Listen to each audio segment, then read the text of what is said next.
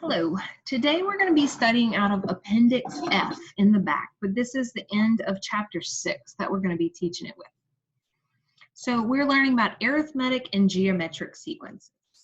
I know I've got this when I can identify arithmetic sequences and their common difference, and identify geometric sequence and their common ratios. That should actually say ratios.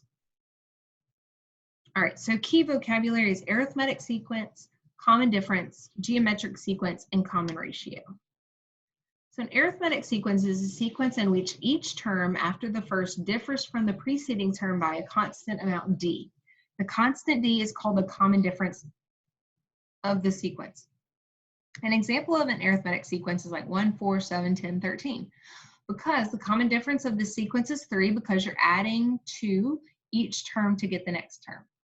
The first term is a sub 1, and the third term is a sub 3, and it's 7. So that's how you say it, a sub 1, a sub 3. So the first term, the second term, the third term. So this would be a sub 1, a sub 2, a sub 3. The common difference is what you're adding each time, which is 3.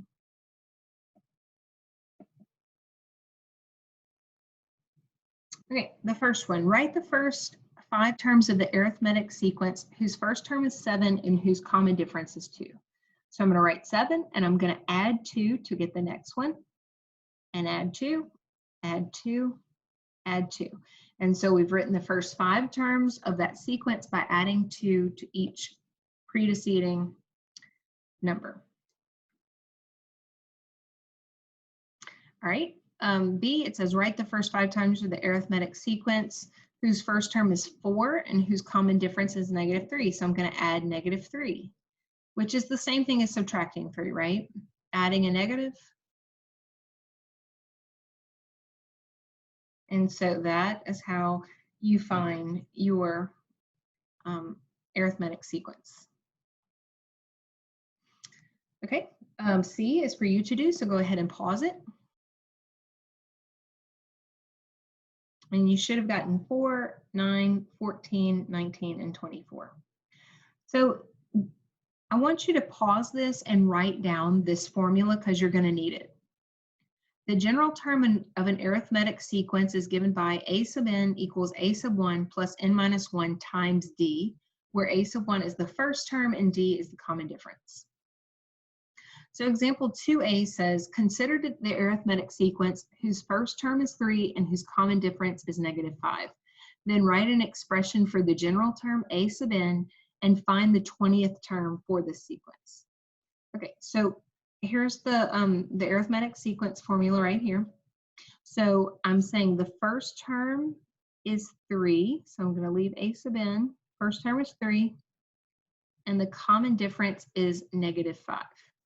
So notice I'm leaving the n's in place for right now. So if I distributed that -5, I would have -5n plus 5. And my formula, I would say, is -5n plus 8. And now the second part, find the 20th term, I would say a sub 20 equals -5 times 20 plus 8. So a sub 20 equals -100 plus 8. So a sub 20 equals -92. So you would say the 20th term in that sequence is -92.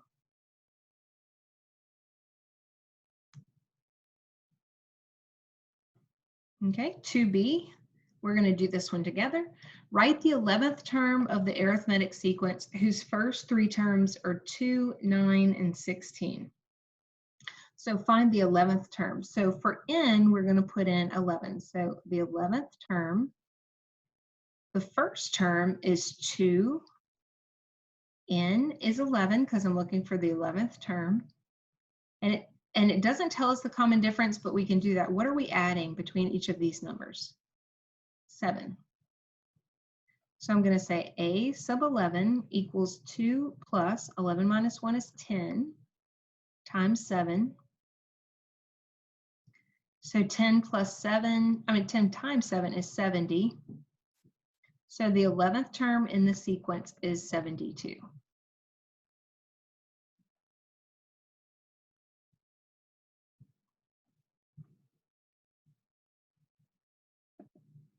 And now you get to do one. Go ahead. And you should have gotten a sub 12 equals negative 31. And your formula, they did not put like terms together. So let's see. You should have gotten negative 3n plus 5.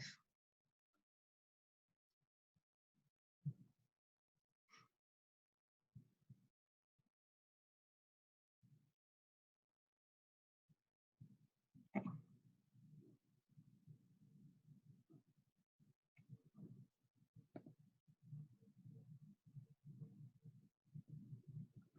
All right, number 3 says, if the third term in an arithmetic sequence is 12 and the 8th term is 27, find the 5th term. So what we have to do is we have to find a sub 1 and we have to find d to figure this out, okay? So the very first thing I'm going to do is find d.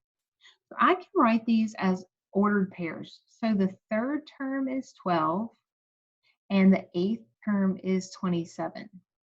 So the common difference is what you're adding each time. So you find that the same way you would a slope. So you can go 27 minus 12 over 8 minus 3. So I'm going to get 15 over 5, which is 3. So that tells me my common difference, but I still need a sub 1. Okay, so how do I do that? Well, if I know that I'm trying to find a sub 1, I know a sub 3, so the third term in the sequence is 12. I know that if I would subtract 2 times the common difference, that would give me a sub 1 because it's 2 away, right? It's 2 less than a sub 1. So my third term in the sequence is 12, and my common difference is 3.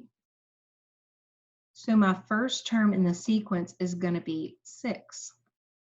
So now I can use my formula. So I'm going to go, I'm finding the 5th term, right? So a sub 5 equals a1 plus n, 5, 5th term, minus 1 times d. So I'll get 6 plus 4 times 3. 6 plus 12 is 18. So the 5th term is 18. Now, some people would say, well, if I know that the third term is 12 and I know my common difference is 3, why can't I just add 3 twice? And you would be right, you can. However, if they ask you for the 150th term, you wouldn't want to do that. So you do need to know this method.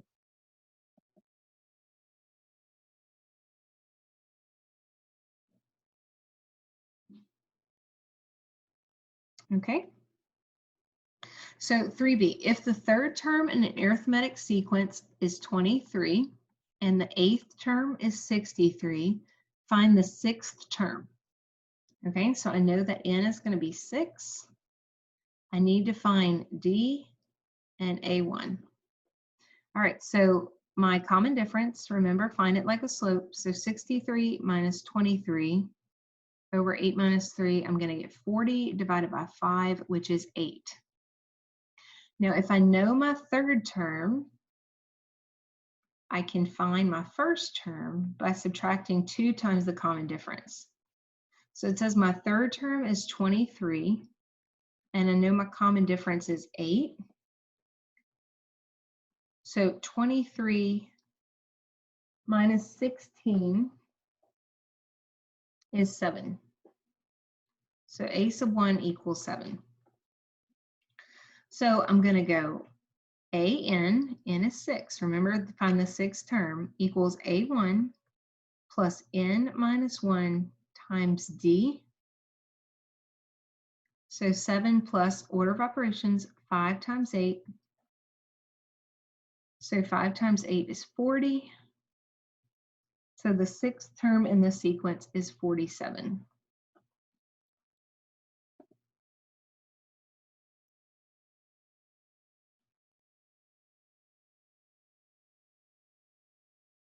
Now your turn.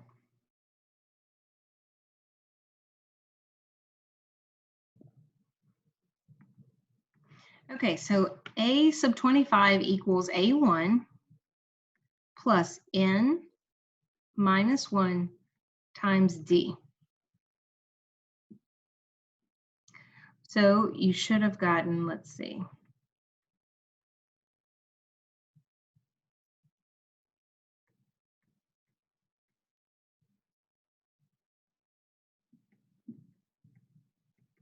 You should have gotten that the 25th term is 75. All right. Next. All right, Amy has an offer for a job starting at $40,000 a year, guaranteeing her raise of $1,600 a year for the next 5 years. Write the general term for the arithmetic sequence that models Amy's potential annual salaries and find her salary for the 4th year. So her first year salary starting at $40,000, and it guarantees her $1,600 raise each year. So we got to come up with the formula. First, I'm going to distribute that 1,600.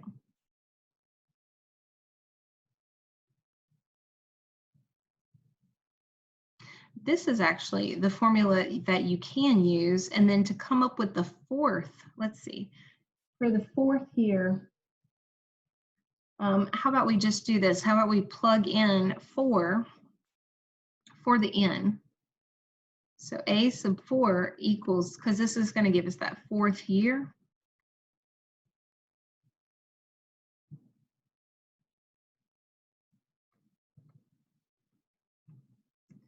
$40,000 plus 3 times 1,600.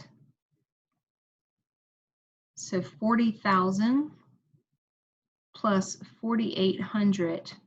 So her 4th year, she will make $44,800.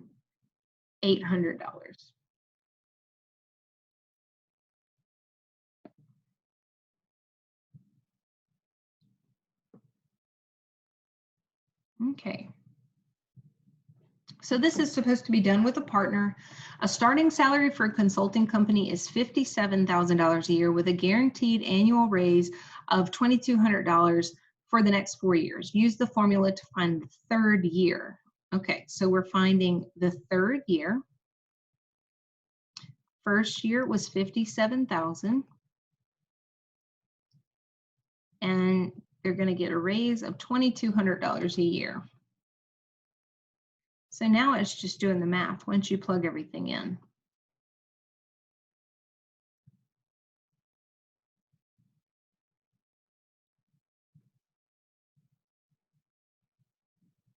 Distribute and add those two together. So the 3rd year, they'll make $61,400.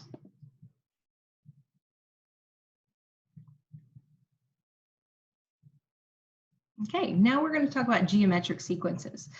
A geometric sequence is a sequence in which each term after the first is obtained by multiplying the preceding term by constant r. The constant r is called the common ratio. And let me tell you, you can get that by going a2 divided by a1, which would be equal to a3 divided by a2. An example of a geometric sequence is 5, 10, 20, 40, 80, where 5 is the first term and the common ratio is 2 because you're multiplying 2. Now, let me say this. If you have something that looks like 40, 20, 10, and 5, you would not say you're dividing by 2, you would say you're multiplying by 1/2. A lot of people mess up on that. You're not dividing, you're multiplying by a fraction. Okay. So write the first 5 terms of the geometric sequence whose first term is 7 and whose common ratio is 2. So we're going to start with a 7 and we're going to multiply by 2 each time. Times 2 is 112. So we started with the 7 and we multiplied by 2. Okay, now you do this one, try it. And you should have gotten that.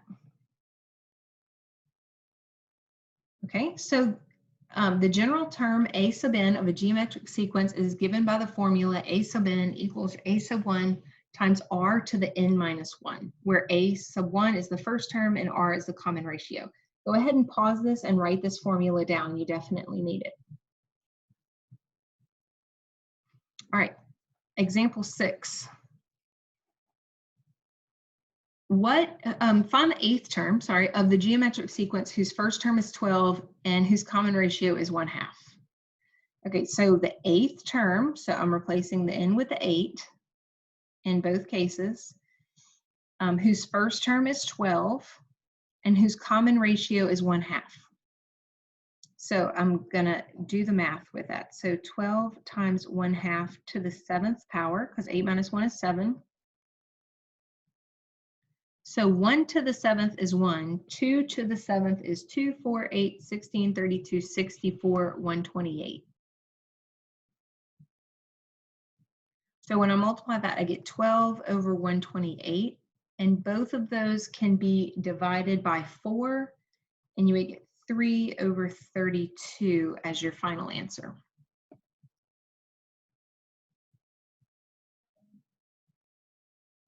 Okay, 6b, find the fifth term of a geometric sequence whose first 3 terms are 2, -6, and -18. So we know the first term. We don't know the ratio, but you can figure that out. So you're multiplying by -3 each time. What else do we need? We have the first term, we have the r, and it wants the fifth term. So you just substitute that in like this. So we have a sub 5 equals, a lot of people mess up and they want to say -6. That's not the proper order of operations. So 5 minus 1 is 4. So -3 to the 4th is 81. And then you multiply that together and you get 162. So that would be your fifth term.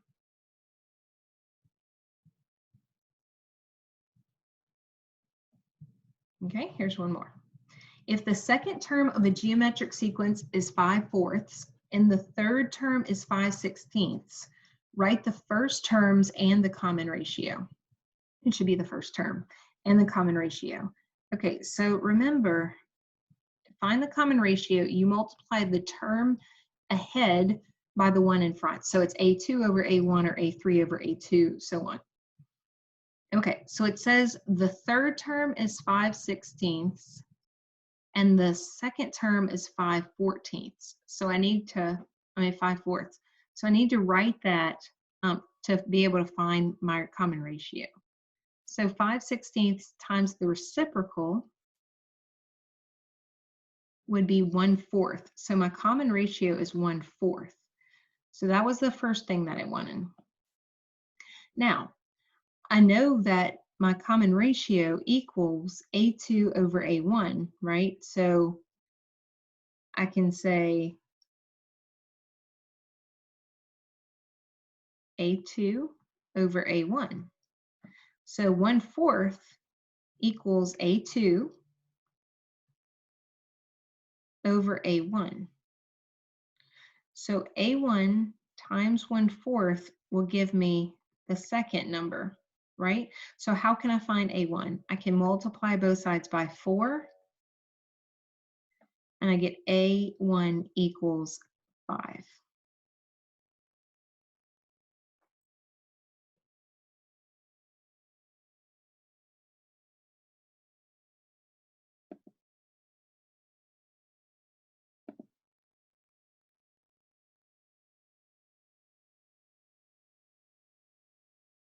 Okay.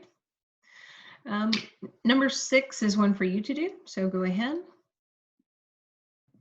And you should have gotten that your common ratio is 3/2 and your a sub 1 is 3. So I know I've got this when I can identify arithmetic sequences and their common differences and identify geometric sequences and their common ratios. So for some extra practice, decide if the following are arithmetic, geometric, or neither. So remember, arithmetic, you're adding the same thing. Geometric, you're multiplying the same thing, or neither. So go ahead and pause and try these.